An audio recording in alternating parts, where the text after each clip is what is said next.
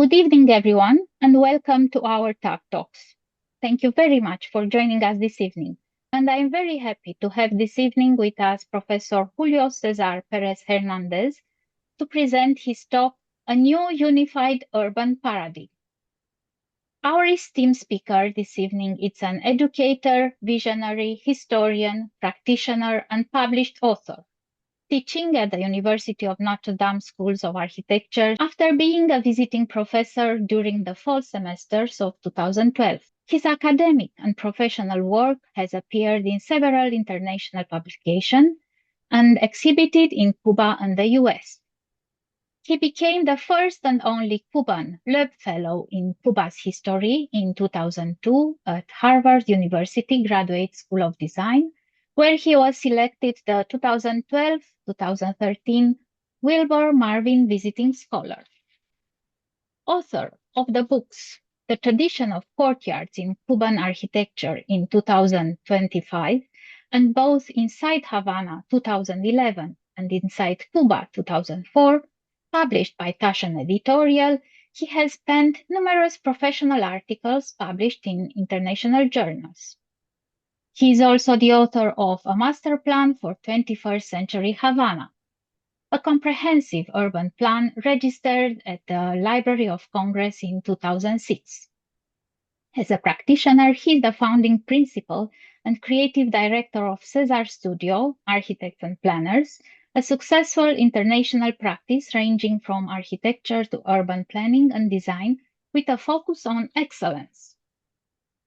Good afternoon or good evening. Thank you very much for this opportunity. I'm very pleased and honored to speak about several important issues that we currently face in this world, all of us, regarding urbanism and architecture, meaning the way we live and the way we build. So a brief introduction to back up Georgia's word. I'm showing here and I'm sharing with you. I'm a practitioner, I am an academic too, and I have led about 20 international charrettes on urban design and urban planning. And I have been teaching for over 30 years now. I'm practicing for over 40 years now. And I am very privileged, again, and honored and humbled to get this invitation to speak with all of you today. So I thank you in advance. And I'm showing you also some of the work I've done, both in Cuba and the US. I've also have projects in Spain and Panama. Other than this, these are just built work. So let's start talking about what's our place on Earth. Because we have a duty, we have a responsibility to safeguard our planet and making the world a better place to live. For that, for years, I've been working on what I have called a new unified urban paradigm, especially in our age of climate change. The world needs a new theoretical framework for a new unified urban paradigm since it is facing unprecedented challenges that are putting at risk the future of mankind. There is an urgent need for revisiting how we contribute to live a better world in terms of how we build and how live together and how we live together with each other and with nature. A fresher look at urban design, architectural design, and landscape design is in a comprehensive way should contribute to a richer and greater human development, because in the end, quality of life is of the essence. And it should be based on how the world can prosper.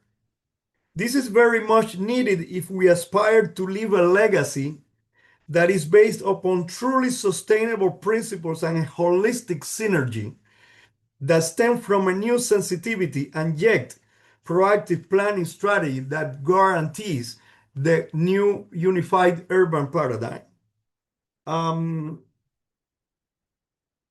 I brought this from Carl Sagan, who I admired so much.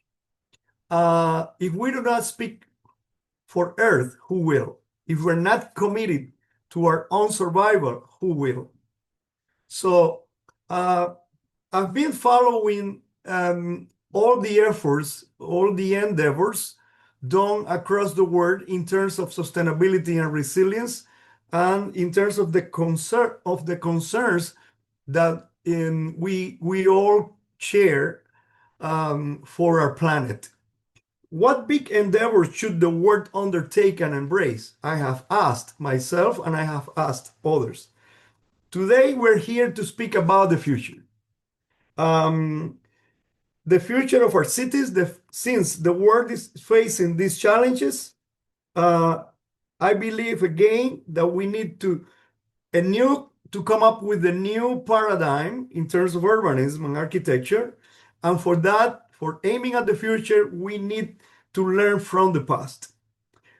We need to readdress and reassess the relationships between architecture, urban design, and human development. We are all aware that we live in an increasingly urban planet. So what's our place on Earth, should we ask? What is place? And what are the benefits of great places? What are the lessons that we can learn from them? So the public realm, public space is critical when we analyze this. The notion of place transcends the mere notion of space. Cities that are worthy of their names are the ones with a well-defined public realm where the cultural, economic, and social, environmental, and human riches are in display. Public space is definitely one of the main attributes of great places. It is what makes a city distinct and what provides a sense of place and a sense of belonging and conveys the ultimate meaning of its cultural identity. It is rooted in the secular, genuine human needs to gather, exchange, and connect. The need for a new urban paradigm starts by learning from the past, as I said, and from the most resilient and successful places across the world. These images here don't even need a label. I did it on purpose. I always do it this way when I teach. From left to right, we've got from Rome to Florence, Venice, Paris, London, Washington, D.C., and Havana. And there are so many other places, especially when you travel, you learn how beautiful Seville in Spain is, or Valencia in Spain is.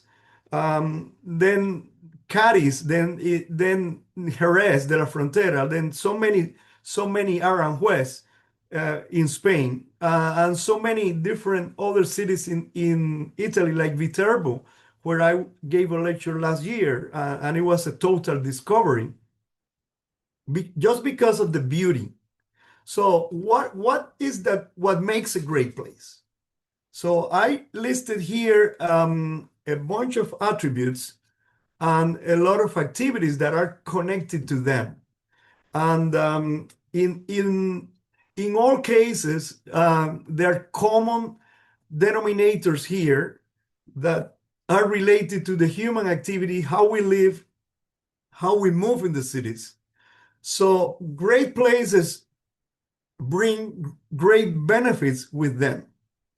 They build and support the economy. They nurture and define community and identity.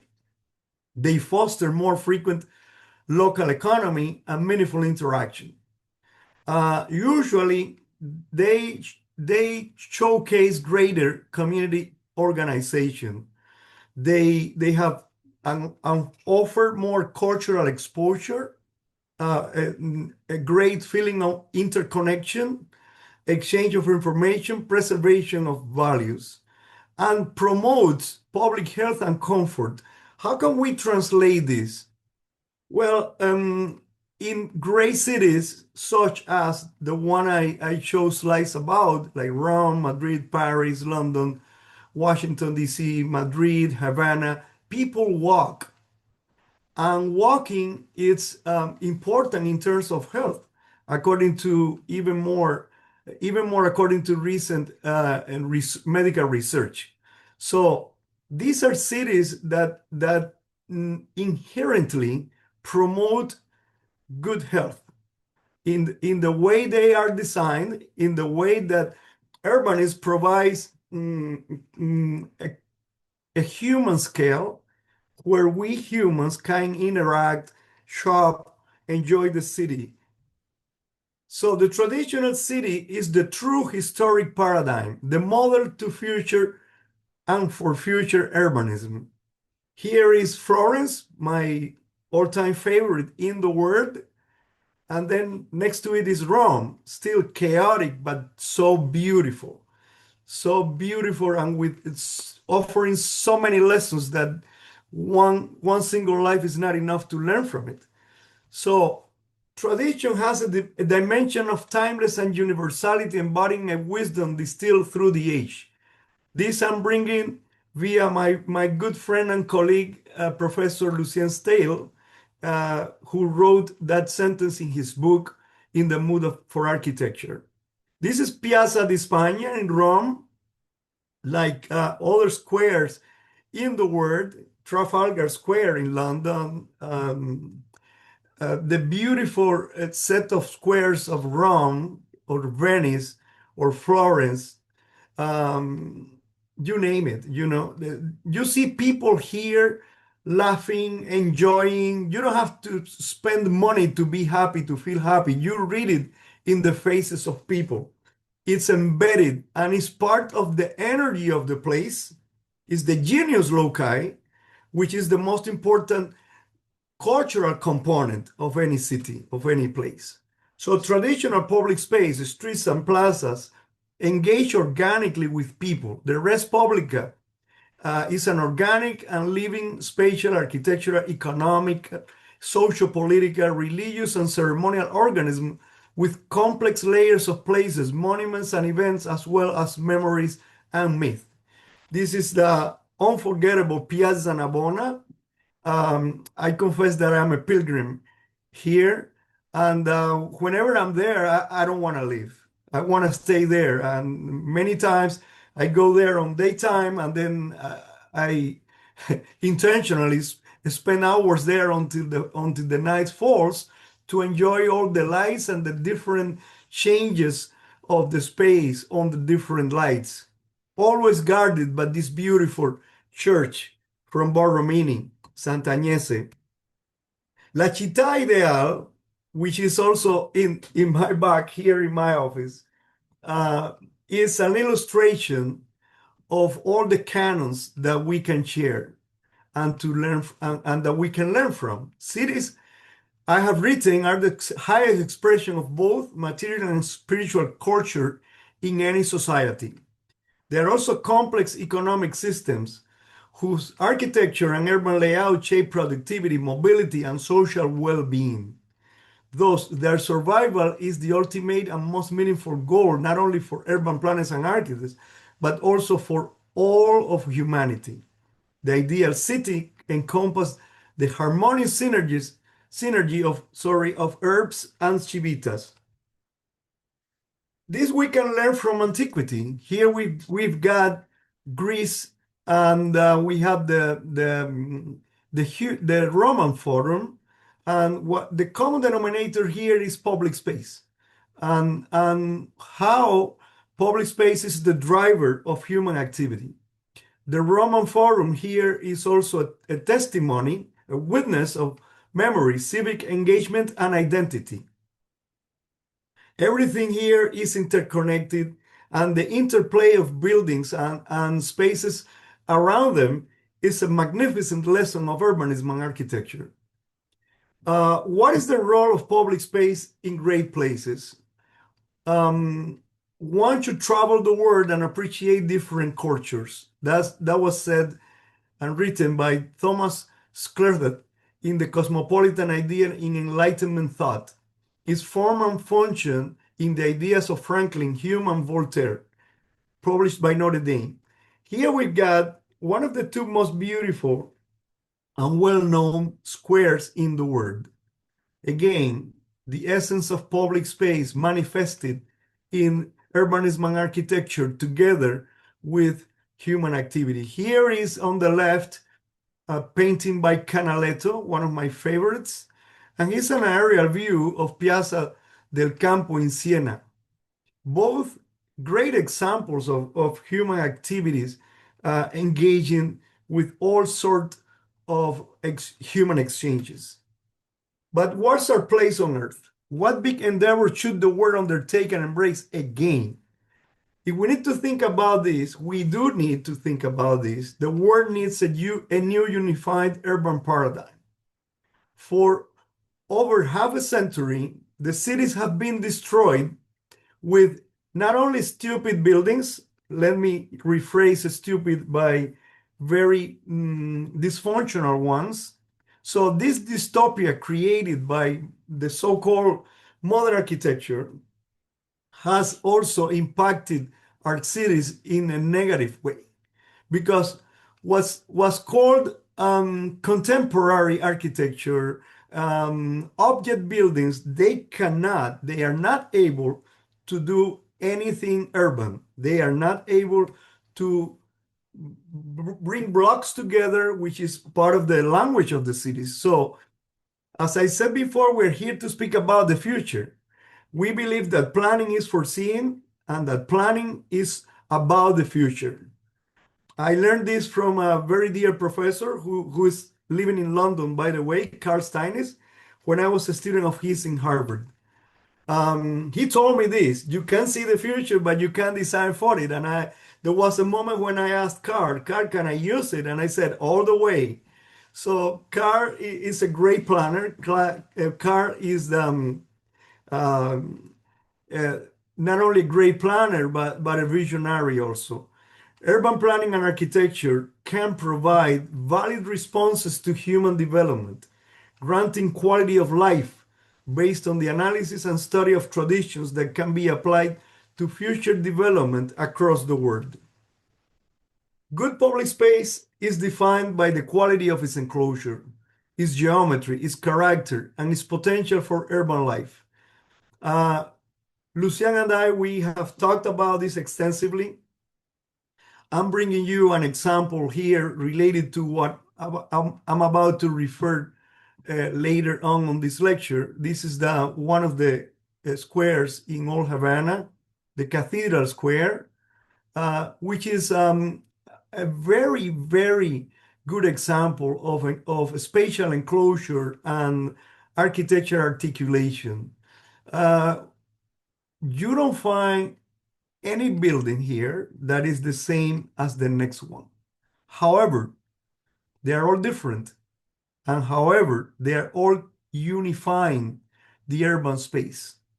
If we look, for example, well, the cathedral is the vedette of the square, of course. But if we look, for example, at these two palaces, the palace of the Count of Lombillo on the corner and the palace of the Marquis of Aguas Claras here on the right, what we find here is that there are two different buildings, but there is this Florentine arcade unifying both of them. If we look carefully, all the details are different. Their windows are different, but there are some common elements here that we can learn from and we should learn from. Number one is the arcade. Number two is the beautiful entrances marked by beautiful portals. So, sorry, this is the Marquis of Arches, the Marqués de Arcos. This is the Marquis of Aguas Claras, which is also a different building, but also sharing a common element for this arcade that allows to look through and see the street after it.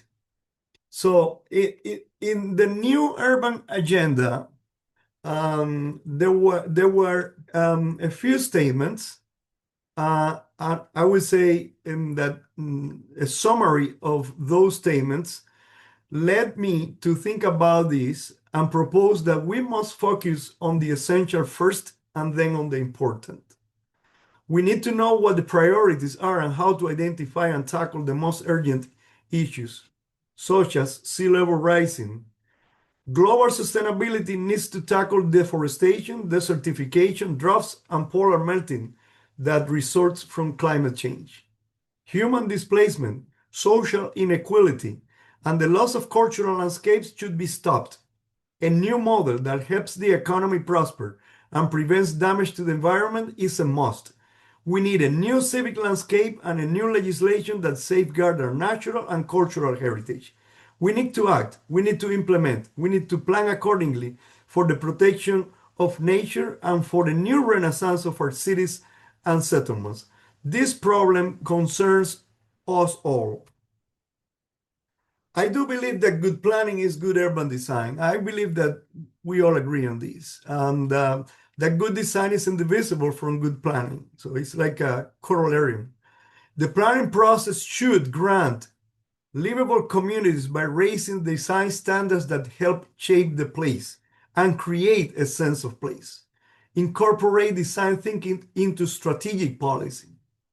Be informed by urban design principles from the strategic to the local, related to placemaking and the physical form of development and at every level.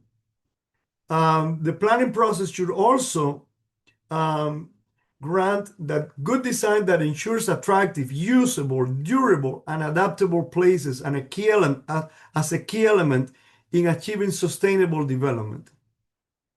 The planning process should design places for people, not for cars, not for machines, and enrich the existing urban realms, enhance connections, work with the landscape, mix uses and forms, and management the investment. This is an image that is very telling for me. It was done by Belgian painter René Magritte, and I have found nothing like this to express the holistic vision we should have in terms of appreciating the timeless and priceless value of heritage, both natural and cultural heritage. This holistic vision is so much related to genius loci and the expression of cultural identity of places. We should have a proactive approach. This cannot wait. The issues we're facing, the issues mankind is facing cannot wait. So we need to have a proactive approach acting now, but although we think globally. We need to learn from sustainable and resilient places in such a way that those lessons are applied and not lost. If we want to live a better world, design is at its core always about adjusting ideal models and values to specific physical locations and cultural context. So here we find a key to relate the old and the new between quotations. Here we find the key for how to operate and how to act within new contexts. Here we find the key in this phrase to do things right, learning from the past, and forgetting about object buildings and the star architects and the star architecture. A holistic look at how urban and architectural design should contribute to grant a balanced, richer, and more inclusive human development based on how the world can prosper is needed if we aspire to leave a legacy based upon truly valid principles. And this should be based on a comprehensive synergy that stems from a new sensitivity and yet a proactive planning strategy.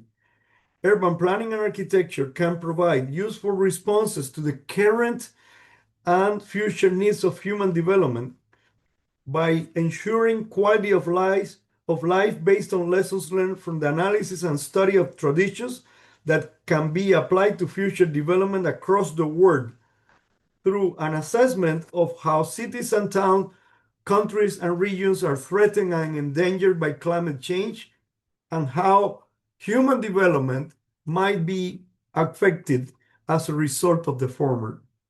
Also, how we can learn from the past and from best practices around the world, from best cities, I would say, to deal with the needs derived from the resulting threats that derive from sea level rise and magnified meteorological events and other potential problems, and how mankind will face those threats in an increasingly urban world where a clear majority of the world population lives in cities, and where we face problems of basic human habitation. We see them still, they remain unsolved, sadly. How both urban planning and architecture may provide valid responses to this, how to consider models for evaluation and change based on modern technology that can lead to a rapid rate of adaptation and mitigation. The goal should be not only talk theoretically about that, but come up with a theoretical framework able to tackling these problems by their very nature. They are universal in nature, but always contingent in application. And there is growing evidence around the world of the relation of human responses to natural disasters and the way we're changing how we think about the future in terms of being effective and enduring as a civilization, as well as the need to become more conscious about our relationship with nature. So there's an urgent need for reflecting on how we can contribute to live a better world in terms of how we build and how we live together, not only with each other, but also with nature, I repeat. This demands a new vision. This demands a new unified urban paradigm that transcends the iconoclastic modernistic approach that prevailed after the Second World War, since we all have witnessed how it has impacted cultural landscapes and distorted cities and towns across the world. There is the classical tradition that we can learn from and we should learn from. I'm using here the term poetics, which derives from the ancient Greek verb to make, poem, applies to every kind of intellectual and manual production.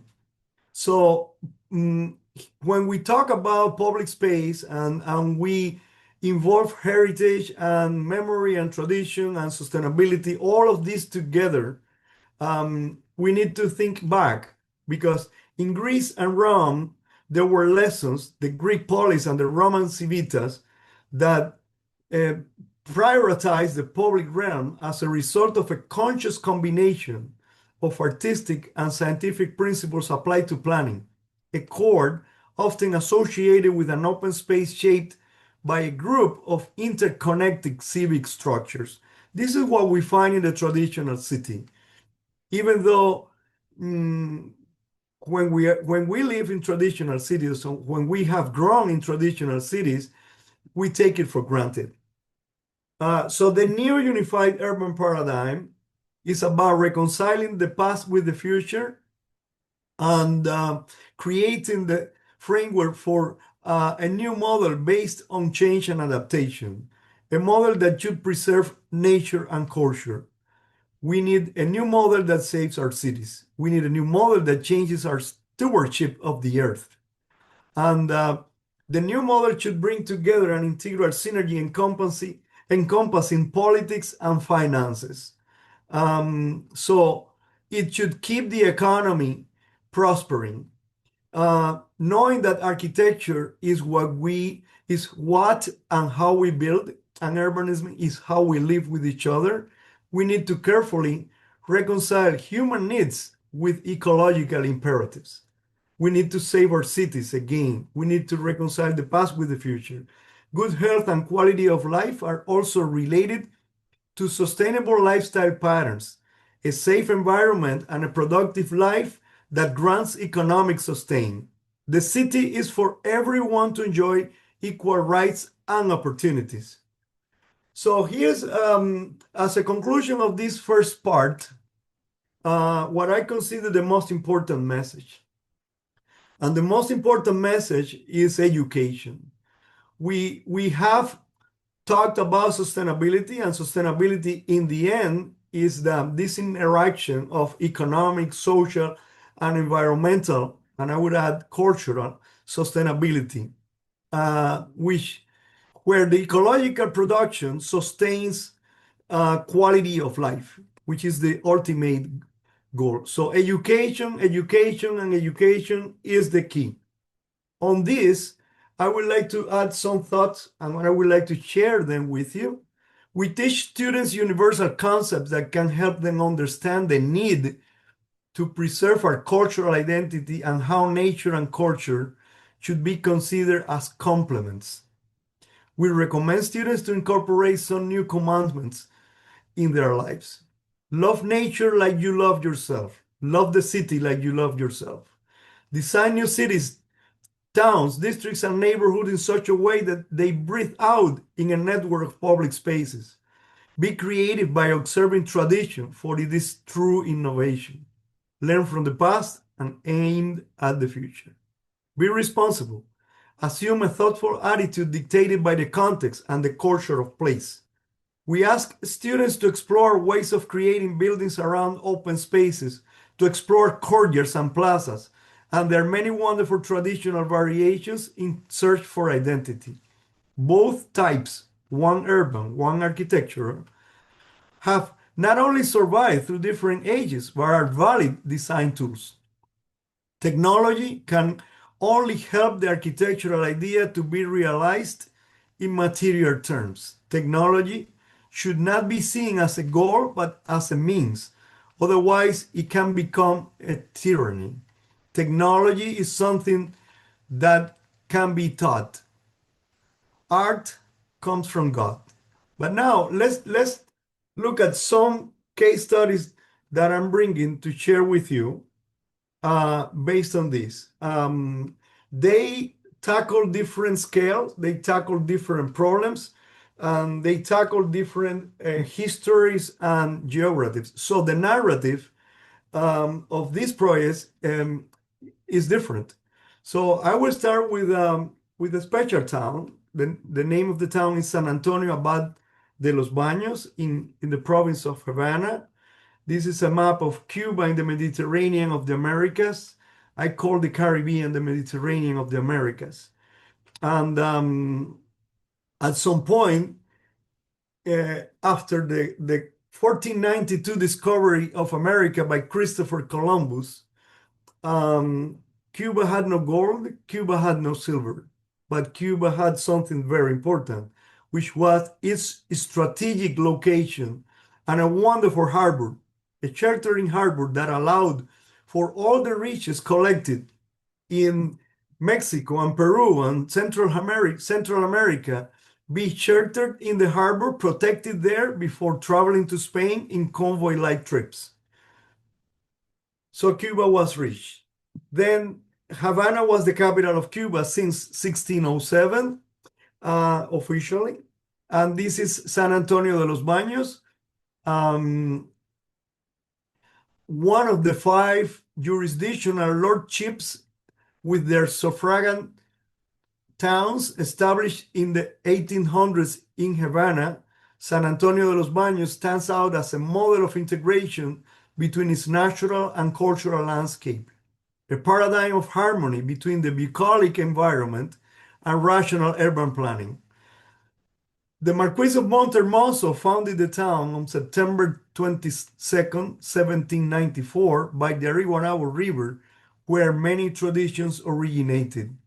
Its urban layout, modeled after the laws of the Indies, was interwoven with the river's meanders. It is characterized by a Cardo Maximus running north-south and a Decumanus Maximus running east-west. These 2 principal axes intersect at the central plaza, creating a distinct spatial configuration. The plaza stands out for its unique morphology and typology. Its 4 corners are enclosed by buildings, while streets radiate outward from the center. This urban design feature not only defines the core of the town, but also enhances the coherence and organization of its urban landscape. The Marquis spurred progress by encouraging immigration from both the Canary Islands and from France.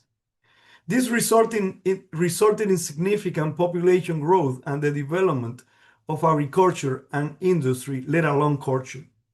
The town's historic center is rich in spatial transitions and characterized by a pleasant human scale and a polycentric structure. The urban landscape is defined by straight, narrow streets and small, compact blocks. The syncopated roof lines of the buildings cast playful shadows across the narrow streets, while the building's windows, framed by flat masonry bands, are protected by elaborate iron railings, which add to their distinctive charm. This is a master plan that I put together with some colleagues in 1994 after addressing an urban project for the historic center of the town in 1988. So San Antonio here shows this Cartesian layout, this Cartesian grid, and then its main element is, of course, the river, its pure origin. But if we look at this is a huge territory occupied by a military base built in 1942 by the US during the war, and now is becoming an important element in this project, because the current international airport of Havana cannot grow anymore, and it needs to do it. And then here we find the best runways of any airport in Cuba. It's a military airport, and it's the only one that will be able to absorb traffic, international traffic, even from the next generation of planes, given the state of its construction, the high quality of the runways, of the tarmacs. So as you can see from above, here is the town, and the main elements of the master plan for the future development or redevelopment of San Antonio de los Baños is, number one, the salvation, the safeguarding of the river and its forest. In this regard, the river traverses the town. So in 2003, I put together a project, a river walk project for the town, for the river bands that I will refer to in a few minutes from now.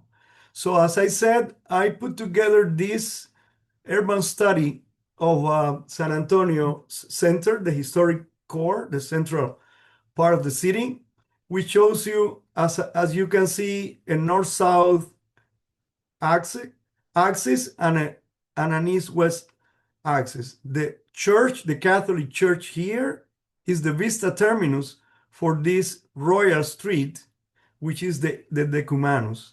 And then here at the convergence of both axes, we find the central plaza, the foundational plaza, and even a third one here by the river. We're going to see this in detail. Then in 1997, I was joined by three more colleagues, my wife, an architect Esteban Martinez, an engineer Leonel Rodriguez Arias. We conceived of a plan for future growth of San Antonio right here. Is on a plateau, looking at the lagoon, looking at a huge body of water that needs to be rehabilitated. We're going to see all that in advance. So here is the now polluted, unfortunately, Arihuanabo River with some of the existing facilities and the existing bridge here. Here is a view of the river in an area as it goes through the town. You can see a bridge here, and this is the shield of San Antonio de los Baños. San Antonio de los Baños has this tree here that is on top of a cave where the river mysteriously disappears. It's a very poetic geographical element. The river has been sung by poets, painted by artists. I'm bringing this oil on canvas here that belongs to my brother's collection, showing how one of the painters reflected on this. Here is the center of San Antonio de los Baños. Where we can see here the existing condition, and we can see here in a model, a physical model, with the proposal. This is the town. This is the house of the Marquis of Montermoso, which now houses the museum, the only museum of humor in Cuba. It's a courtyard building that is also a part of the book that I'm showing you at the end of this lecture. And as you can see, San Antonio has a very strong and continuous urban edge. Porches like this, lodges, only abound around the church courtyard, the church plaza, sorry. And then you can see the bands and the iron grills that protect the openings here. But you can see a continuous urban edge with no setbacks, which creates a very intimate scale. Here are some of the main buildings. This is Royal Street, and we can see the Catholic Church as the vista terminus at the end of the street. And we can have an idea of the town's architecture through these images. Unfortunately, it is kind of dilapidated, and it will need some action. We have been thinking about that for decades now, and we will show you the projects. First of all, the foundational square, which is one of its kind in Cuba. As I said, there are two main axes here, and then the square is here in the center. We have considered the rehabilitation, the comprehensive rehabilitation of the square, starting with this significant building here, which is the former so-called Casino Español. In this very case, casino did not mean a gambling place. So as you can see in these images, you can see the corners are enclosed by buildings. You can see it here. And here is the town hall, which is in desperate need of repair. So we put together a project for creating a cultural center with a library in this former Casino Español in a way that it respects its architecture and adds to the charm of the place and reinforces the importance of this building for the square. Together with the town hall, this is the most important civic building in the square, which has the statue of our national hero, national poet, writer, and politician Jose Marti in the center.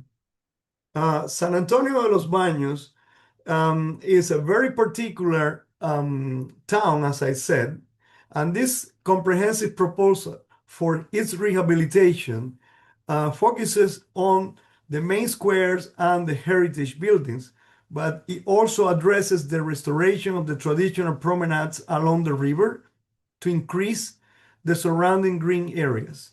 San Antonio's appealing layout is based on this grid that boasts a system of pedestrian squares and an intimate urban scale. This is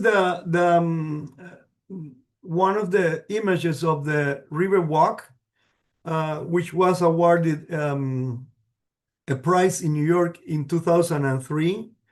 And the main goals of this project are the rehabilitation of this valuable ecological area, which has a high environmental quality and visual attribute. So we see the Mindanao River here and how it traverses the town. And this is a more zooming in, this is a more a look at a closer range of the area, and you can see the system of squares and the areas where the river travels to. So we've got a lot of potential here uh, using what can be called urban infill and still taking advantage of the location by the water. Here is an example of one of the areas that should be rehabilitated and can provide the town with economic prosperity and a lot of new jobs. This area is this area here. There's a famous street here named Paseo de Noda or Noda Promenade. Noda was a very distinctive scientist and a prolific writer and philosopher and lawyer who lived here. So we think this is very significant for the town. So we have envisioned the rehabilitation of all these where there are empty lots, vacant lots now. And here are some images that have been produced for that. This is another project on another area of the river here, on this almost horseshoe, meander, which overlooks both the town and the forest of the river. There's some existing facilities here, like this restaurant. So there's a plan for a new hotel here whose main building is this one. And there's also a plan for creating a new plaza, Plaza del Rio, here as part of the Riverwalk project. This drawing was developed by one of the new members, Inbao Cuba members, working together with our Inbao Cuba Vice President, Esteban Martinez. The name of the young architect is Adam Carrera, and is given credit in these images. This Riverwalk, as I said, focuses on the traditional promenades along the river to increase the public space and the greenery of these areas. So this new architecture is very much in tune with our town's idiosyncrasy, history, and geography. And it shows how sensitive to existing precedents it is in terms of the scale, in terms of the courtyard spaces and public spaces, square-likes that we have inherited from our town. The other project that is part of the rehabilitation of San Antonio and its future development is a new community. As I said, we named it Arcadia, and it was an award-winning project located on this plateau in the outskirts of San Antonio de los Baños and oriented to the body of water of the Arihuanabo Lagoon. The precedent for this project was the town of San Antonio. That's why you see here several elements that you also find that we learn from when looking at the town. Number one, the layout is based on a Cardo Maximus and a Decumanus Maximus. This is running north-south, east-west, and then there's a Vista Terminus here, like it happens in the town with the Catholic Church. And there's a central square, very much with the same scale and with the same typology and morphology of the foundational square in San Antonio de los Baños. As you can see, pedestrianism is favored here, human exchange. Buildings establish a dialogue. The architecture of the buildings help to establish a dialogue with the street and the passerbys.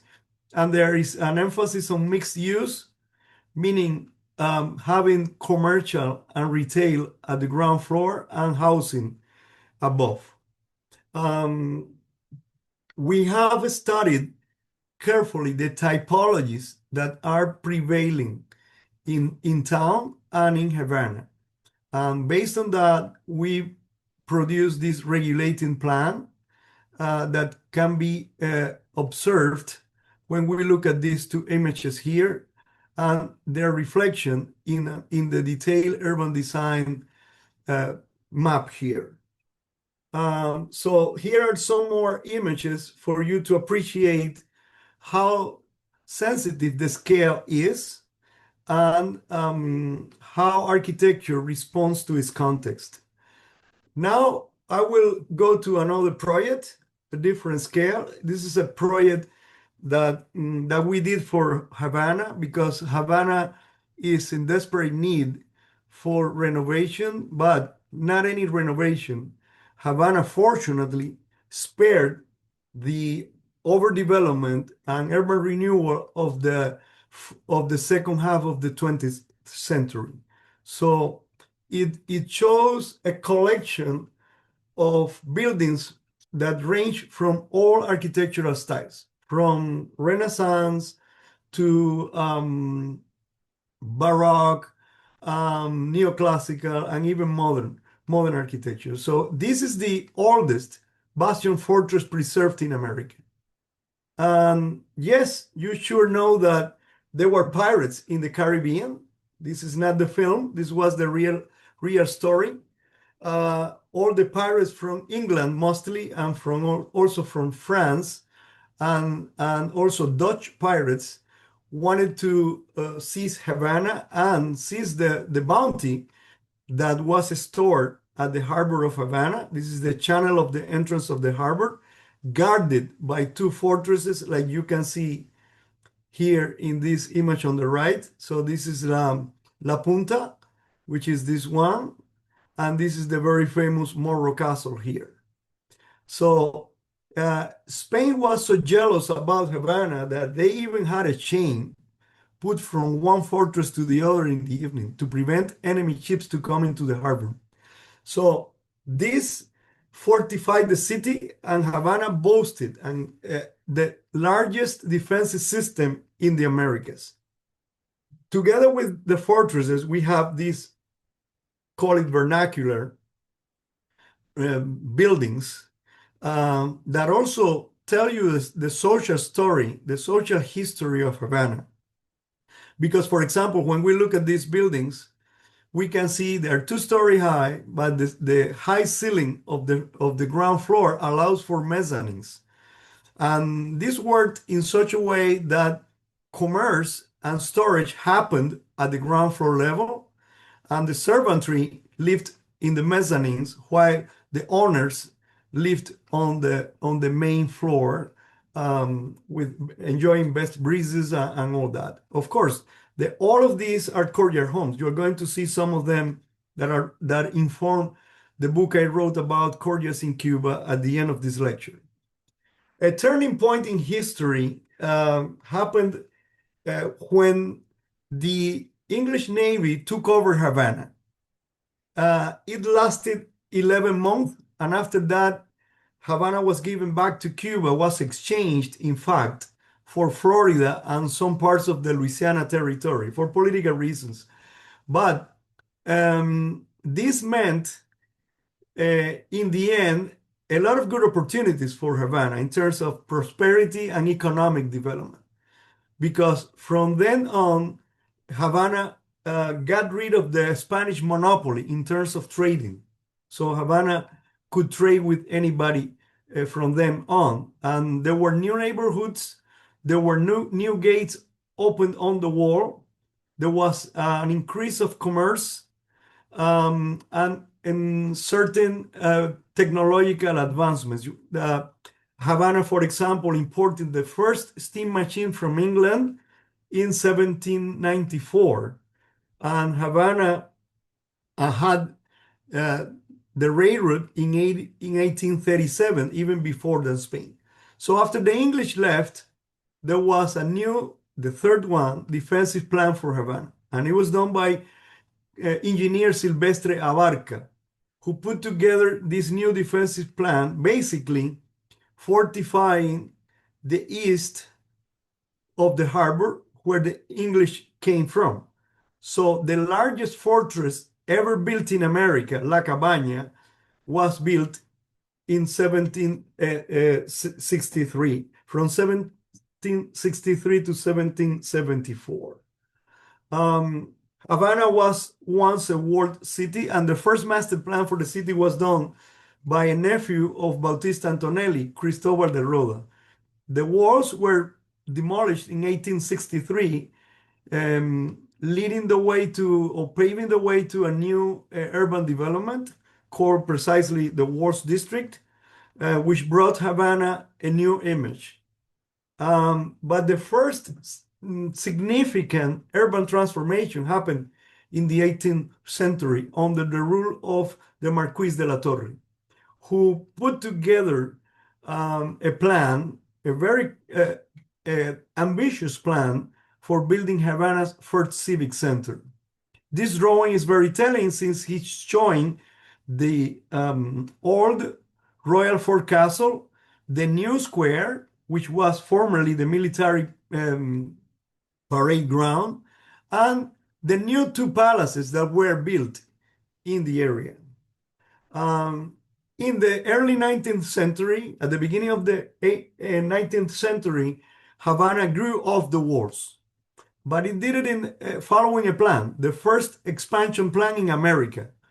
And it was done by Colonel Antonio Maria de la Torre in a very orderly manner, extending the grid and using the existing roads that linked the walled city with its hinterland. This is a summary of colonial urbanism in Havana, which is very unique. As you can see, streets seem to continue visually under the arcades that face the square. You can see that here, and you can see public space at its best. In 1898,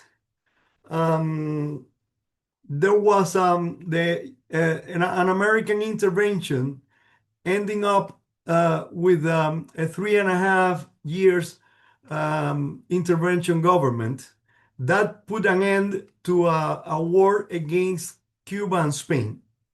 And for the first time, the landscape of the city was addressed. Why? Because before that, the Spanish colonial system always considered the sea as the place where the enemies which come from. Then the 20th century witnessed the nefarious influence of the US in terms of sprawl. So new neighborhoods started to appear to the west of Havana. Basically, this one, Miramar, the first one, even though it was based on a grid designed by Cuban architect Leonardo Morales and American architect O'Malley, it has an enormous influence of Manhattan because Leonardo Morales studied architecture in Columbia University. But all of a sudden, the City Beautiful movement came to Havana, and you can see these two districts here planned according to that.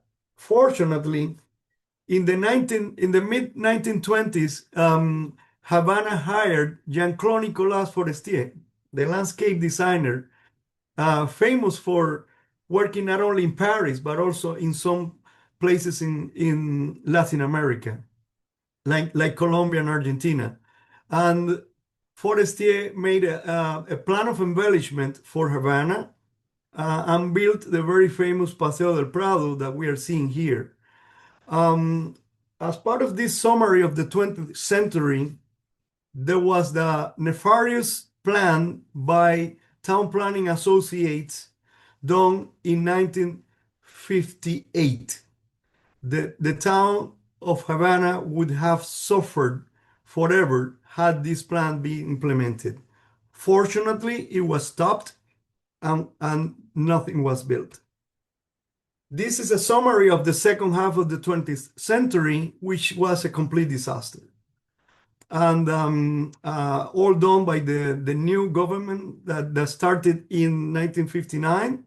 One plan will be will need to be corrected by the next one.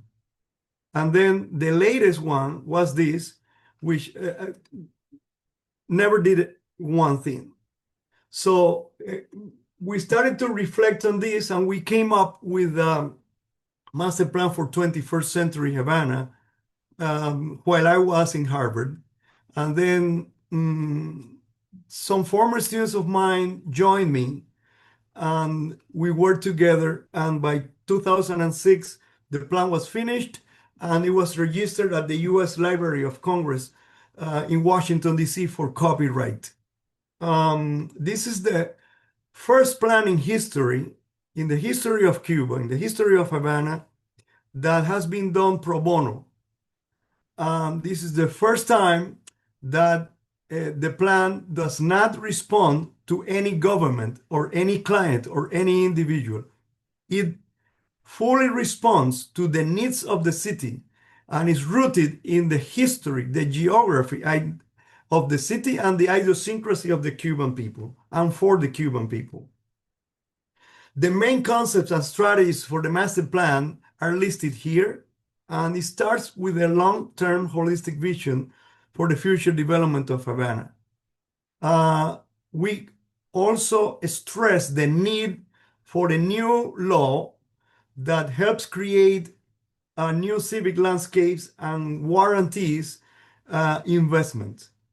We also address waterfront revitalization, which is shown here. We divided the whole coast of Havana into sectors, and we studied one by one, starting with the most important one, which is the harbor, always the economic engine of Havana, because we believe that the rehabilitation of the harbor can be a model for the rehabilitation of Cuba. We also looked at the importance of preserving heritage and creating buffer zones against potential sea level rising.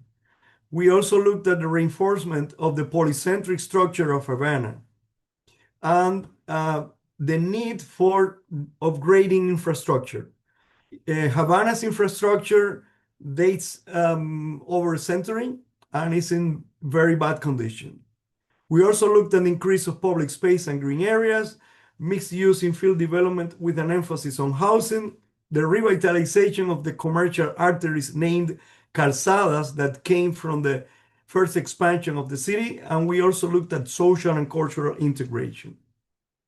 Starting with the waterfront rehabilitation, as I said, we devoted a great deal of time to the study of the harbor. And then after 2006, when we registered the plan, we started to do international charrettes in Havana to test the ideas of the master plan publicly. So this was the first time ever in history that people in Havana were consulted. So it was a participatory process held in Havana, in the core of the city in old Havana. So this is the detailed plan of the detailed master plan for the harbor and the areas that are part of it, starting with old Havana, going counterclockwise, Havana, Atares, Regla, and Casablanca. And then also the east of Havana to produce a seamless grid and a seamless connection that supports public transportation, a rail system that will connect the whole city. It's also based on these concepts listed here on the right. And then, as I said, we addressed each and every sector. Good news, because some people ask me, do you plan to see these ideas implemented at some point? Well, because we shared the outcome of each and every charrette with the Office of the Historian of the City. They have implemented two of the projects. One of them is the planting of these trees, unfortunately done in a very lousy way, but this is, as you can see, part of the plan. They did not give me any credit, but I don't care. So this is a detailed plan of the Casablanca sector. As you can see, it respects the existing fortresses and creates a green buffer here to separate both.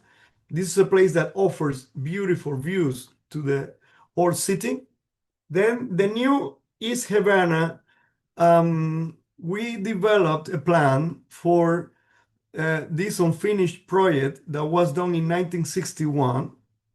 It was not oriented to the water.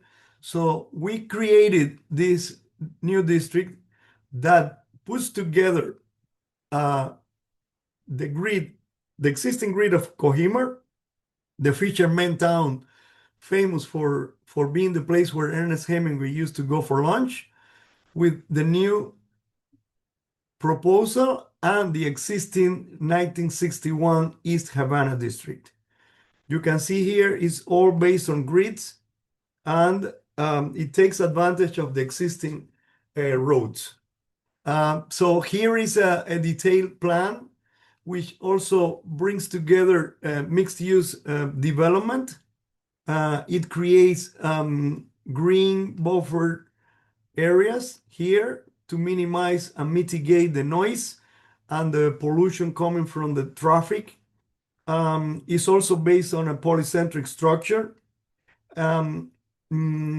Infrastructure upgrading is great for this project, not only because of the rate system, but also because of the new sewage system that we envision. The current sewage system of Havana is here in a place called Playa del Chivo, the Goats Beach.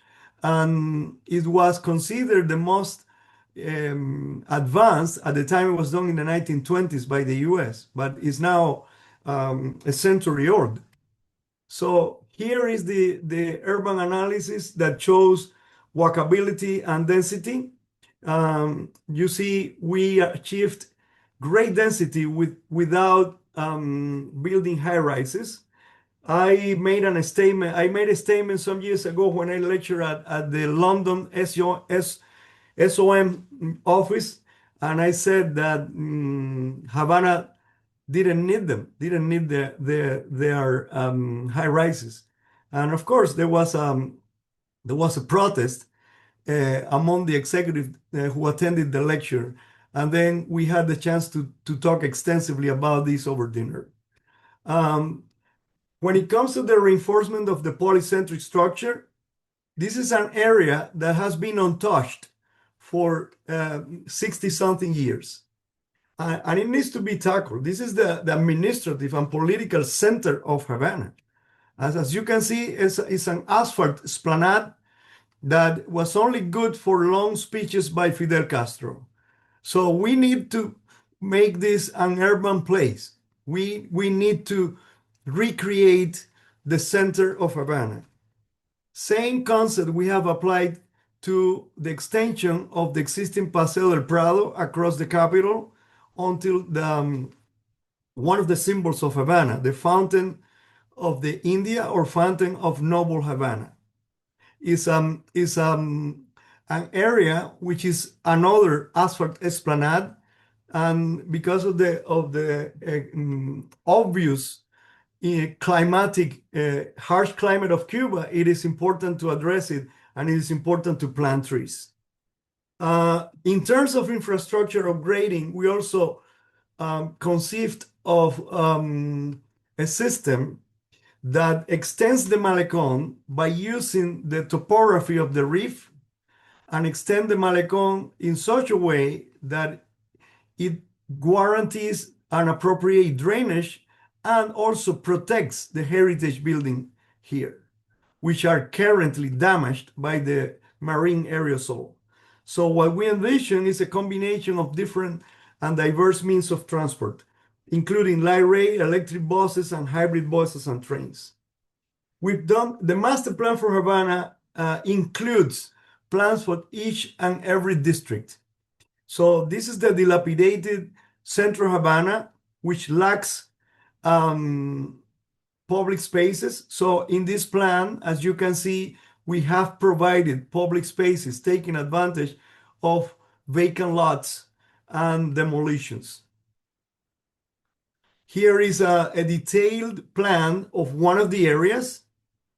this area here in the center of Central Havana, which shows the analysis and shows the outcome and shows how the infrastructure of grading with the tunnel allows for extending public space along the Malecon and creating new buildings based on the respect of the 1861 ordinances. These are calzadas, they have porches. So the new buildings and the new typologies will respect that. And it can easily be seen here. White shows new, cream or ochre shows existing. And you can see an example of a new square here, surrounded by both existing and new buildings. Here is another district, the famous district of Miramar. And Miramar had an existing has an existing airfield here, now dismantled, and we took advantage of that. And we provided a new project for that. We also provided a new development for the banks of the Hernandez River that divide Miramar and El Vedado. And here is a detailed design process of the new Vistamar mixed-use infill development. As you can see here on the upper left slide, these are the tarmacs, the runways of the military, dismantled military airfield. And here is the street network that took advantage of those existing arteries. And here is a model, a physical model that was developed by architects Juan Carlos Toledo, Alexis de la Cruz, and Guillermo Fuentes Santos. And they created a wonderful realm. You can see here the master plan that now allows for the total connectivity of a currently disconnected area because of the airfield that is fenced. So now both the country club, with the famous schools of art here, and Miramar are now connected seamlessly through this new grid that you can see on this plan. This is again the process that we followed, and now we're turning to another project, which is the project of urban mobility that we did for the royal site of Aranjuez in 2008. Aranjuez is a UNESCO cultural landscape famous for its palace, the royal palace, and its garden, and also famous for its river and its cultivation, especially strawberries. There's a special time of the year in the spring where you can enjoy strawberries there, the best taste in the world. So we were asked to provide a project, to come up with a project. We were commissioned to do a project for the historic center and to prevent cars to invade this area. This is a wonderful square named La Mariblanca. This is the Church of San Antonio, coincidentally, with this beautiful fountain here. We can see here. And then all the gardens and the Prince Gardens and the palace here. Aranjuez is in the south of Madrid and very well connected by train and buses and cars.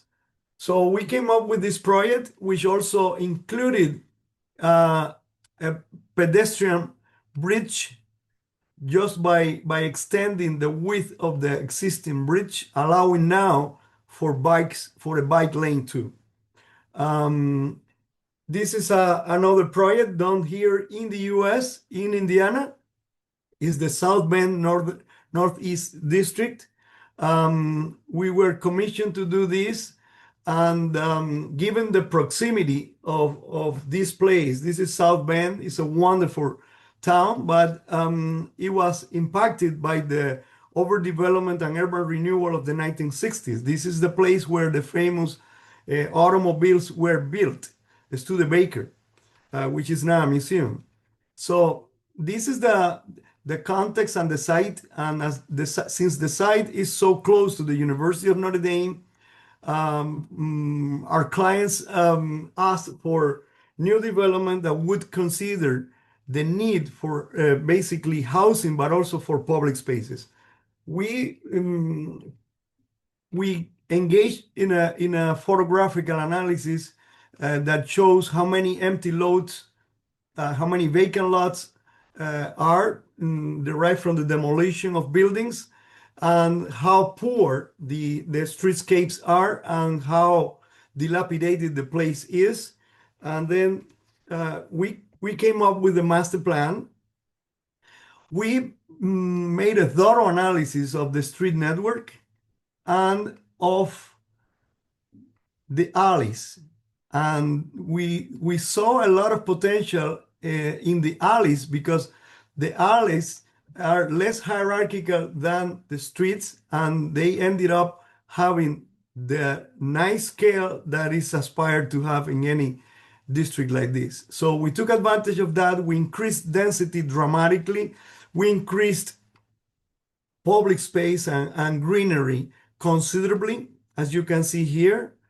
And we followed this process. Again, we designed this based on classical principles. We used the cardon decumanus and the provision of squares at their intersection. And here is the outcome.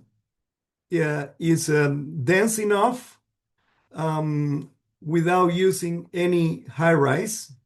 So there's an enormous increase of both public space and green spaces. And there's a lot of new buildings here for which the client is very happy. So these are row houses that create a cohesive environment, that create good urbanism, better than the fragmented one that currently exists. So we base our plans on these concepts that are listed here on the right. A holistic vision for the future development of the area, a new urban landscape with new streetscapes that would provide a sense of place. This is very close to both the University of Notre Dame and downtown South Bend. So we believed in the importance of having a pedestrian, a walkable neighborhood, because as you know, the American city is based on the automobile. So this way, the urban realm has been enriched in such a way that children can play on the streets. There's a lot of green where people can walk and bike, etc. These are the street section of the main artery that we did on purpose. We redesigned on purpose to decrease the speed of the cars and protect the pedestrians and the cyclists. We created bike lanes also here. And we also thought about bringing back the trams that once existed in South Bend. So I can tell you, everybody's very happy with this project. So here is another sketch showing you the inner block spaces, the park-like and square-like spaces, etc. So within this district, we came up with a model for redeveloping a whole block. We were commissioned to do this by two clients. One, the one who commissioned me for the Northeast District, and another client who wanted to develop or redevelop this block. So what currently exists is the back of the house of a new development done along Eddy Street here, very close to Notre Dame, just a block away from campus. And this is what the neighbors see right now. As you can see here, the project is breaking ground. So good news.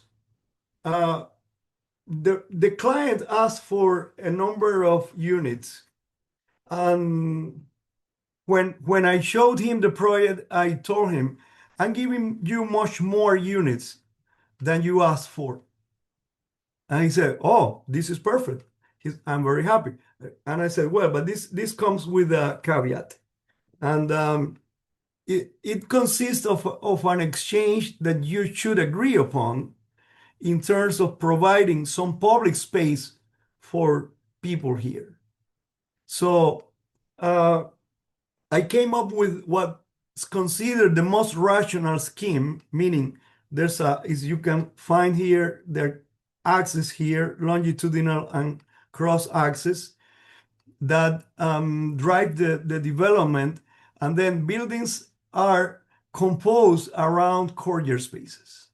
But then there's a communal space here. There's a plaza here, like no one exists currently in South Bend, that connects the existing neighborhood with the commercial part of the district. So this is a view from the corner of Francis and Napoleon. This is I'm looking from the campus, the southernmost part of the campus. I'm looking at the new development, and you can see the scale. You can see there's an increase of scale, but still it combines buildings of different heights that you will see also in the elevation. So the elevations are very telling. And then instead of looking at the back of the house of this commercial district, the neighbors will look at this, which is much nicer. I also designed an entrance to mark the western edge of the plaza, and to provide a sense of enclosure also to it. Now for the last part, I was asked by Georgia to include in this lecture a little bit of talking about my latest and most recently published book, which is about the tradition of courtyards in Cuban architecture, which was successfully presented last summer. It was published at the beginning of January last year, but it was launched through many programs, TV programs, radio programs, and interviews, and newspapers interviews in the summer in Florida, but also internationally. There's an interview with EFE, the famous news change. So in the introduction of the book, there is an account of courtyards since Mesopotamia, and Pompeii, and China, and Seville, and Italy in Amalfi, the famous cloister, and the famous Venetian cortile, such as Cadoro and the Dutch courtyard, and also Florence. This is the one of the courtyards of the Medici Palace in Florence, which I love. Also, the Baroque showed how courtyards were important, especially Francesco Borromini did this splendid courtyards at the Sant'Ivola Sapienza and San Carlino alle Quattro Fontane, other than the very famous palace he also designed. This is the Dutch Palace. This is Palladio in Vicenza. This is like an introduction, an international introduction, emphasizing the importance of courtyards and their uses in different cultures and in different countries. This is the famous Palais Royal in France, and Le Louvre, also in Paris. But then now, starting with Cuba, the beautiful 17th century homes, the beautiful houses in Havana that shows how courtyards were the heart, were their hearts, were the center of the composition. So the composition of the houses was were the typical, the so-called palazzo type that comes from ancient Rome, with the courtyard as at the convergence of the compositional axis in the center of the buildings. So the palaces surrounding the Cathedral Square and Arms Square and the Plaza Vieja are also shown in the building. This is the most magnificent square in colonial times. This is 18th century, the palace of the captain generals, where the governors used to live, with a statue of Christopher Columbus by Cucciari, an Italian sculptor. This is the Count of Reunion house. And jumping to the 20th century, this is the Jose Miguel Gomez house on the Paseo del Prado. Beautiful tripartite composition with the central inner courtyard here, with a Serliana also allowing to create a transition from the hall to the courtyard. Then the National Capitol, probably the best building ever built in Cuba. And I should clarify, this is not a copy of the Washington, D.C. Capitol. This is a building that was inspired by both St. Peter's in Rome and your very famous church in London. Okay, so if you look at the dome, it's completely different from the dome of the Washington Capitol, and which is distinctive loggia here. That is a symbol of urbanity. Next year, there was the National Hotel built in Havana by McKimmett and White. So here we find a place where the mobster had a reunion in 1946. Yes, there were mobsters in Cuba at that time. And they brought famous artists and actresses and actors from Hollywood to celebrate, etc., etc. And as I said, not only traditional architecture in Cuba used courtyards, but also modern architecture reflected on the importance of courtyards as a climatic response. So climate responsive buildings were designed by the best Cuban modern architects such as Mario Romagnach, Nicolas Quintana, Fran Martinez, and others.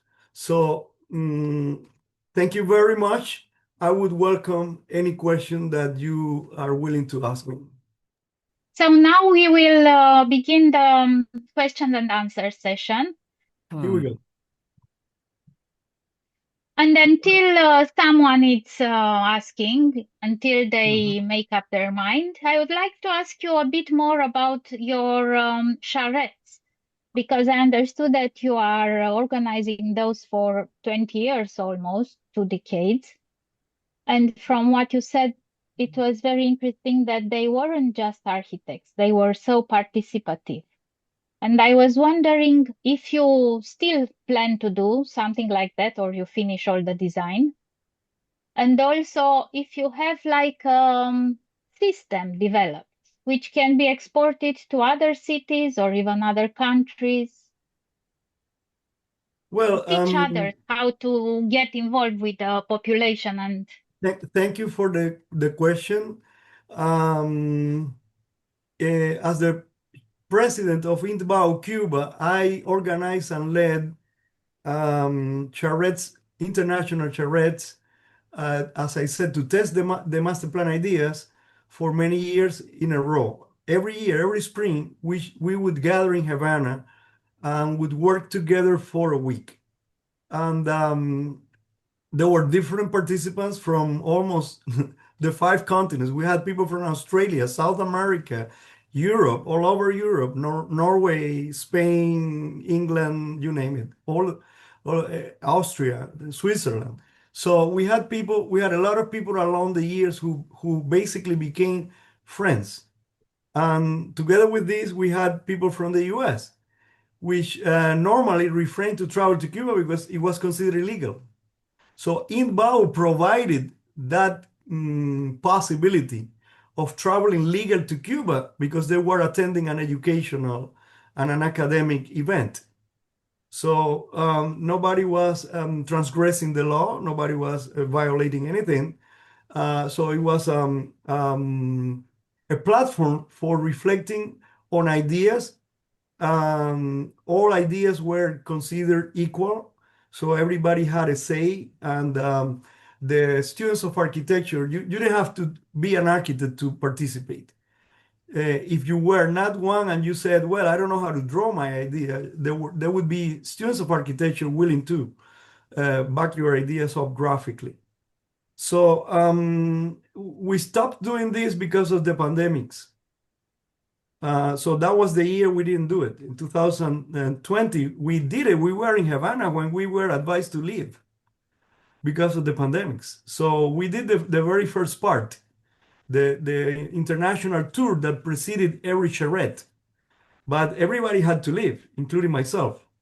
So the next year we stopped, and then in 2022 we did in Havana the first Caribbean summer school. We had students from Cuba and the US, and it was organized and led by myself, by Esteban Martinez, and by Joel Esteves. Both they are vice presidents and members of the board of Inbao Cuba. We are planning to regroup because for the past 3 years, most of the members of Inbao Cuba left Cuba. Yes, there was a massive exodus of professionals and everybody else. So we're now in the process of regrouping, and I have to give a lot of credit to Esteban for this because Esteban is based there. I'm not. So it's very hard for me, even if I stay in touch with all of them. But we're planning to do a next summer school. And there's been a lot of planning for that. There has been several reunions, several meetings with the new members of Inbao Cuba, and that's the plan. But I have to tell you also that the current situation is very dire. There's there is there are multiple problems from sanitation to lack of electricity and water. So this is a major issue that, but still we're planning. We had the hope, we are hopeful that some way or another we will do it. That's very reassuring. So instead of charrette, you do this summer school, hopefully. I am seeing another question here. Yes, Where can the book be obtained? Well, basically through the editorial and the Lani Press. If you write to me, Julian, if you write an email to me, I can give you the website for you to communicate with the editors, because even though when I've been told that you can get it on Amazon, there's a lot of people who tell me, no, I don't find it in Amazon. we will add a link under the talk when we will upload it on YouTube. So Okay. people who see the talk and like the book, they can order it later. But until then, we have two questions. First, it's from Mark Wilson Jones. Would you like to ask directly, Mark? What's Um, the current political? yes, well, Julio, I was just wondering, after all these years of exposure and the charrettes and so on and the public involvement, because of course, as you've said, the situation is so unique that Havana has, you know, because of all its particular situation, avoided the worst of post-war development. So if only one could carry on from this basis to, build, do decent projects, it would be amazing. So I just wonder what, if you like, the establishment thinks of this kind of approach. Are you regarded as a sort of an activist and an idealist, but don't worry about that? Or are they actually gradually coming around to thinking maybe this is the way to go? That's the first question. And then, of course, the money would be the second. But let's just think about the politics and the ideas. Okay, Mark, first question. I'm an outlier. I was an outlier, I am an outlier. Right. And I never asked for permission to do the charrettes, which was the normal thing to be expected. I invited everybody, so everybody knows about the plans, everybody knows about the reunion. I twice rejected the official press into the charrette, and I said, you have not been invited here, so you are not allowed here. So uh, uh, the plan is known, but just so you know, in Bao, Cuba is not officially recognized. It's not legally registered. Right. Why? Because they don't allow to do that. They don't allow new private institutions or whatever they think is not official. So Right. we managed to do the charrettes annually with our own resources. We rented the places, and we managed to do it, and we did. Yeah, with that, no, I understand that. I'm just wondering whether your position is, let's say, thoroughly idealistic and it doesn't matter whether these people engage and you just do what you should do, or whether one day you're looking to create a situation or at least help a situation develop whereby maybe the establishment there can come around to some of these But ideas. it depends on the establishment. Yeah, If there is establishment backed up by the law, if there is a new law that offers guarantees, then I am willing to talk. right. So we wait and see.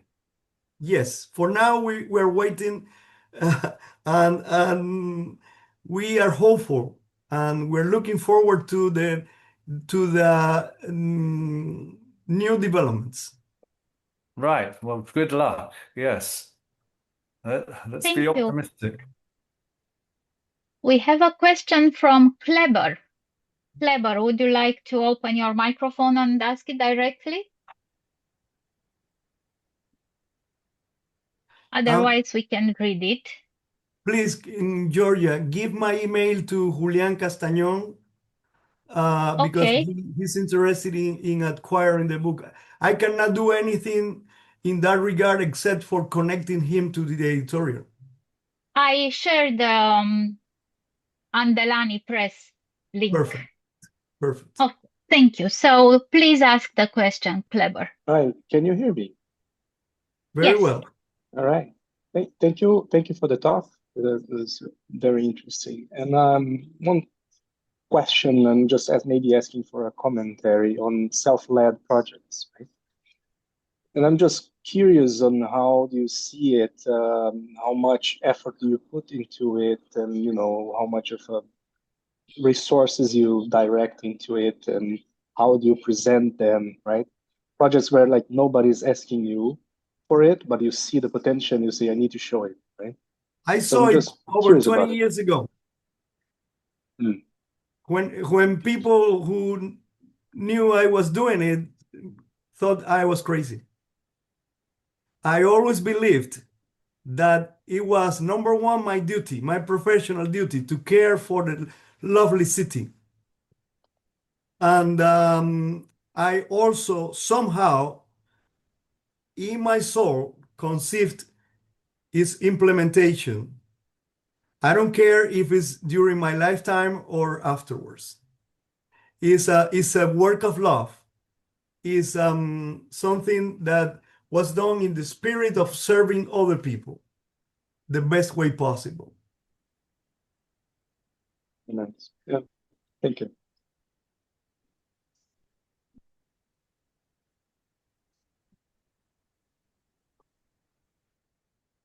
Another question, please. Austin, would you like to ask a question? Right, sorry.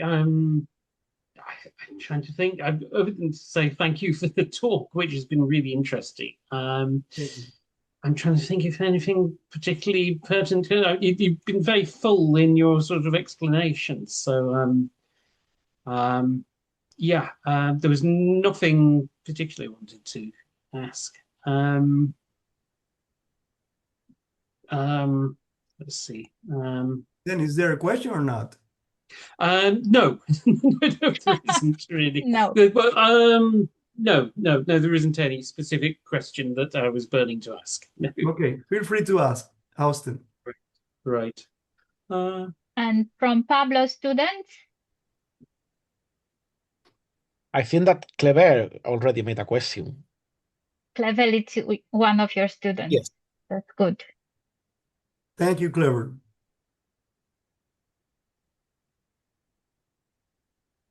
If there's is there a pause? Julio, I'd like to ask, who of the figures, don't want to mention names, but obviously some people are very, obvious, like Leon Krier.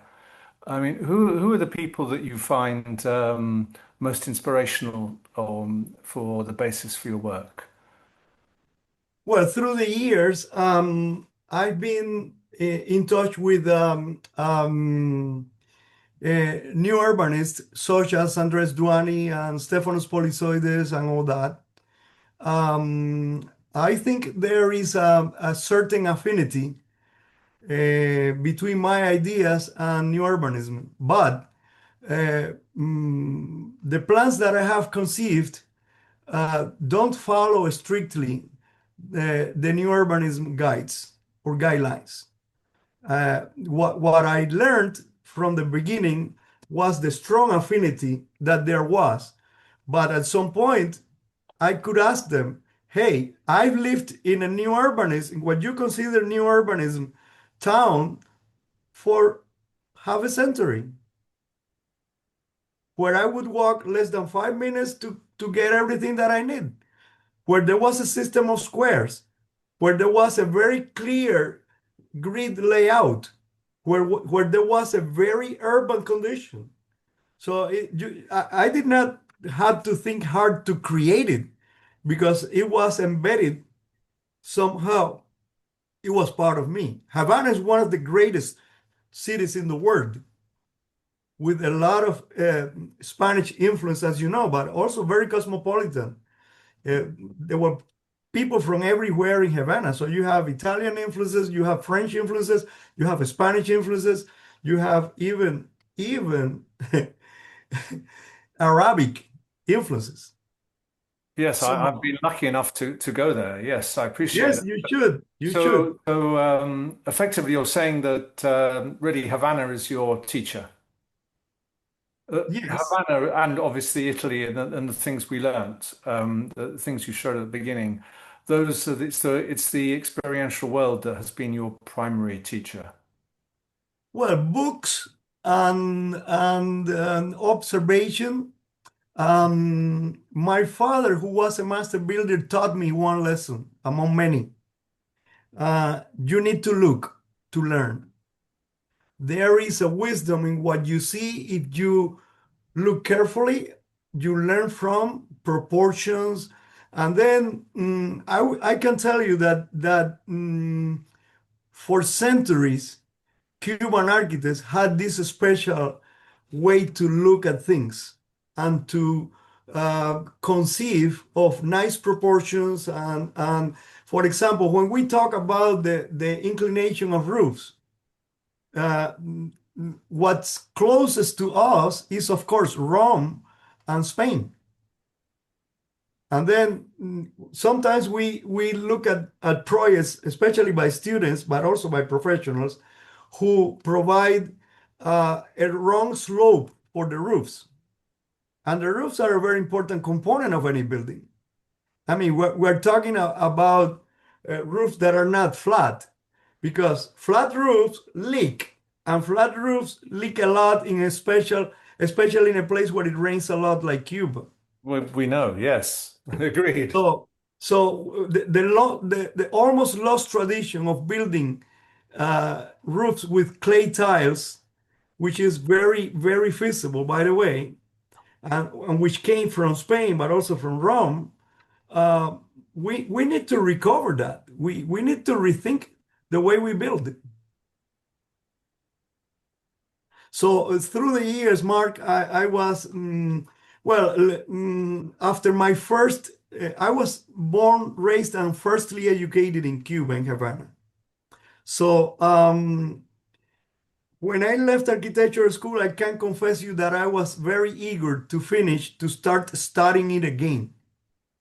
And I did. I did. I was not satisfied, so I started to study. So that was my second training.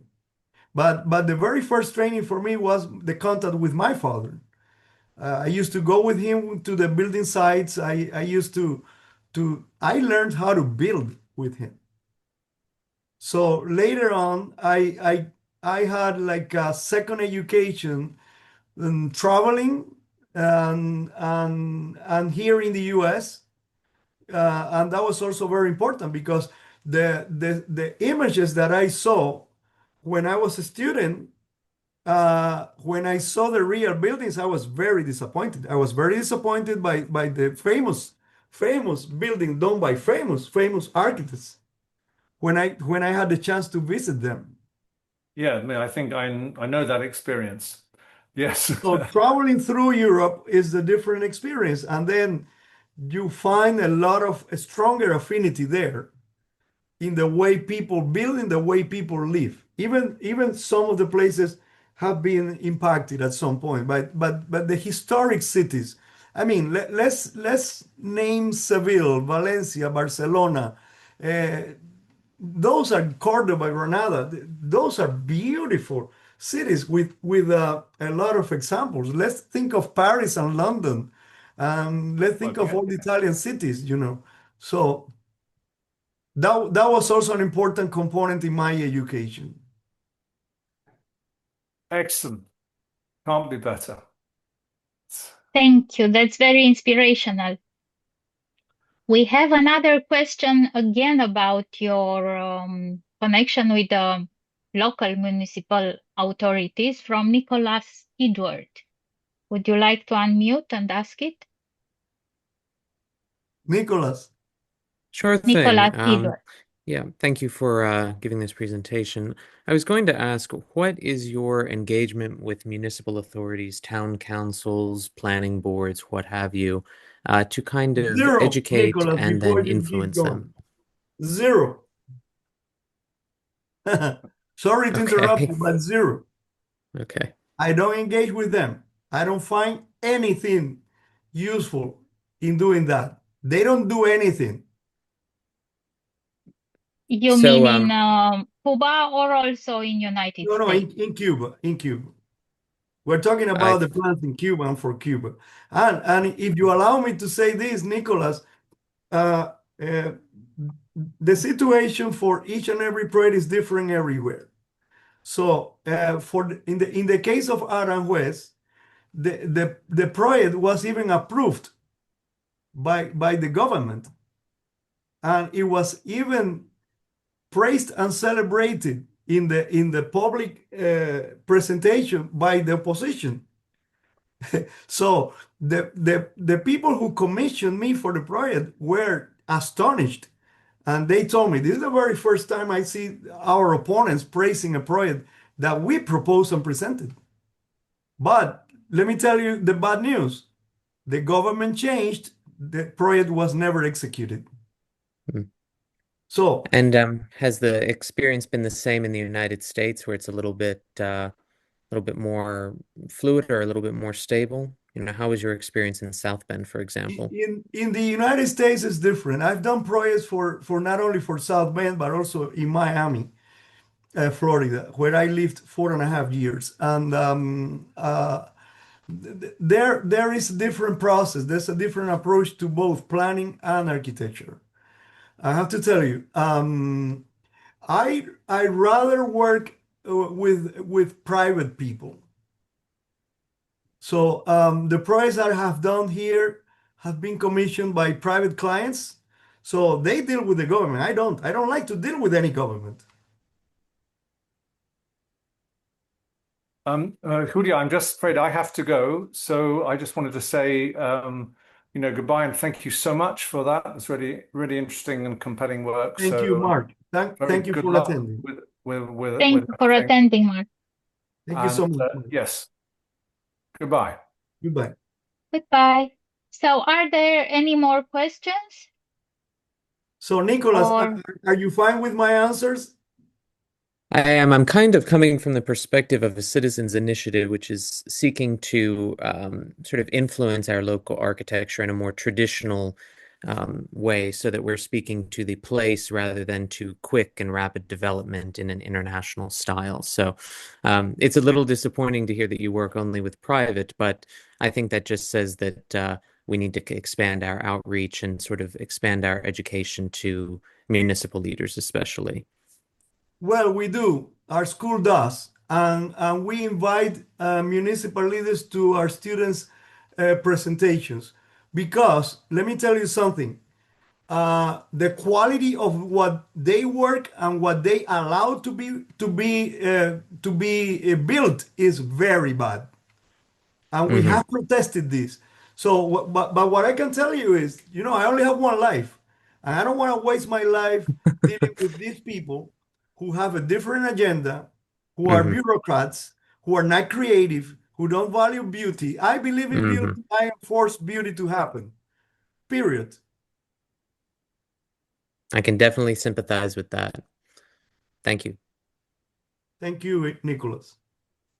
thank you. We need much more architects so determined as you to be uncompromising, and also this idea to invite the local authorities to exam, that's fantastic, and we should try somehow to implement whatever we design to ask the planners to come to see that it's possible. Yes, and let me add this, and don't ask me why. I don't know. I don't have the answer. Ask God. I'm blessed. Nicholas, I don't look for work. I am found by clients. For example, I'm working on an urban project which is very special right now as we speak, and it's very special because of its goal. It's aimed at people with discapacities, aimed at vulnerable people. So I engaged with the board and the head of the board of an organization that is dealing with this. So I don't see them as clients. I see them as human beings, and I have become part of this. So it's a different relationship because the transaction or the transactional aspect is so different. It's very human. It's based on serving others. And I believe that this poses a question. Is this a valid model? I don't know. I don't have an answer for that either. So somebody talked about these clients, these new clients I'm talking about. They talked about me, they mentioned me, they contacted me. We engaged in conversations. We didn't talk about money at all. We started to talk about the features of this ideal project that we're all engaged with. That's wonderful that you can afford doing this sort of Well, my teaching work. allows me to afford it in a way. That's very good. And also I understood that Notre Dame has a sort of giving back to the local community. They Yes. try to heal everything that's around them on a radius of, I don't remember, 100 miles or something like that. What's the radius of activity of Notre Dame? Yes. I was a participant in the first Dean's Charrette here in Notre Dame in 2021. So yes, there is a tradition in terms of giving back, in terms of fostering communal spaces, in terms of providing housing, affordable housing, and that's part of what the school does. And even those exercises of improving existing spaces. Mariana Cusato show us how with minimal means you can improve the street view, the elevations to make them more human, to bring them somehow back to the traditional elevations. Indeed. So that's wonderful. And thank you so much for telling us about this. Any other questions? Or we can wrap this talk. And of How is course, my friend Mario Galarati, who I see connected? Mario, ¿Cómo yeah, I está, don't. Mario? Tutto bene? Maybe he's not attending. Maybe yes, maybe he went to have a tea. So any other questions?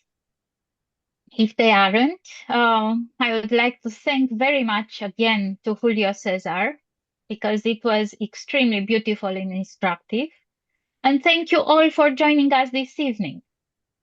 As usual, I will tell you a few words about the next TAC Talk, which will be the Classical Revival and will be held on 16th of April and offered by the multi-awarded architect John Simpson, recipient of the 2026 Richard H. Driehaus Prize. Probably as we speak, he's on his way to the award ceremony held this weekend in Chicago and probably will meet Julio Cesar there. Yeah. But after his return, he will share with us some impressions from the ceremony. And also, apart from presenting his amazing body of work, he will talk about the new master course teaching traditional architecture and urban design at Cambridge University, developed in partnership with the King's Foundation. So please join us and take this unique opportunity to ask him directly any question you have about this extremely important and long-awaited new master course. I hope to see a lot of you there. And I would like to thank you again. May I and say wish you a some please, last please. words? I want to convey a message which is, I believe, very important. It's crucial for any professional working in the 21st century to do three things.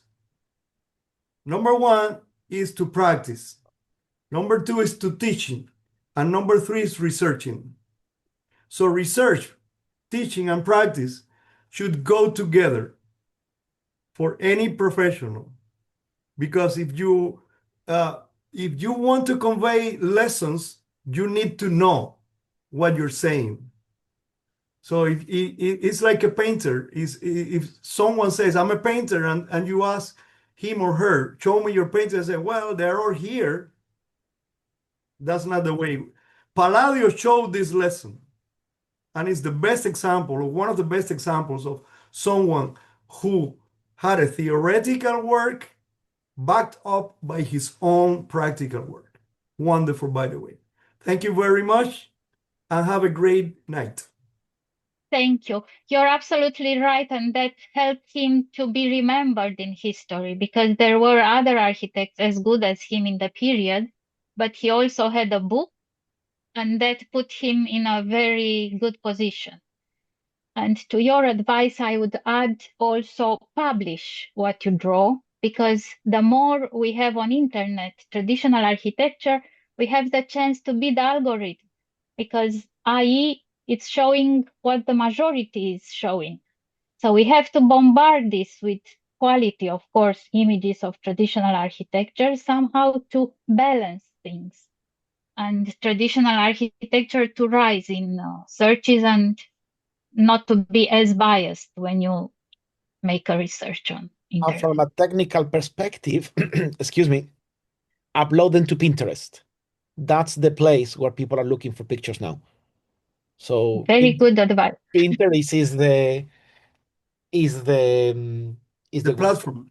the platform now, because Google is getting worse and worse and worse, just tries to selling you stuff. So Pinterest is the one to. I keep finding more and more and more information.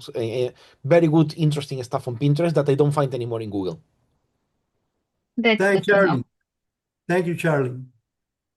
Thank you all again. for staying with us so late, and sorry for the minor delay in the beginning. And have all a wonderful evening and have a very good night. Thank you. Have a good night. Thank you for the invitation again, and thank you for your attendance, everybody. Thank you. Thank you. Bye-bye. Thank you. Goodbye. Bye-bye as well.